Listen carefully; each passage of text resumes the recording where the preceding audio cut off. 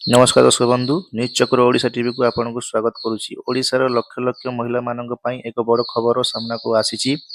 सुभद्रा योजनार परवर्ती किस्ती टंका केबे आसीबो, जे माननकु ए पर्यंत टंका मिली नाही से माने कोन करिवे एवं मार्च 8 तारिख रे कोन हेबाकु जाउची, ए सब प्रश्नर उत्तर आज ए वीडियो रे आमे आपनकु जणाइबु। वीडियो को शेष पर्यंत देखंतु एवं चैनल को सब्सक्राइब करने को भूलंतु नहीं। सबुठार बड़ प्रश्न हेउची परवर्ती किस्ती केबे आसीबो। सरकारी सूत्रରୁ ମିଳିଥିବା सूचना अनुଯାयी आसंता मार्च 8 तारिख तथा अंतर्जातीय महिला दिवस अवसर राज्य सरकार हिताधिकारी मानक पाखकु 5000 टंका किस्ती पठाइबा पई प्रस्तुत करिसंती। ଏହା ସହିତ ଯେଉଁ ମହିଳାମାନେ ପୂର୍ବରୁ ଆବେଦନ କରିଥିଲେ କିନ୍ତୁ କୌଣସି କାରଣରୁ ରିଜେକ୍ଟ ହୋଇଯାଇଥିଲା, ସେମାନଙ୍କ ପାଇଁ ପୁଣି ଥରେ ଯାଞ୍ଚ ପ୍ରକ୍ରିୟା ଆରମ୍ଭ ହୋଇଛି।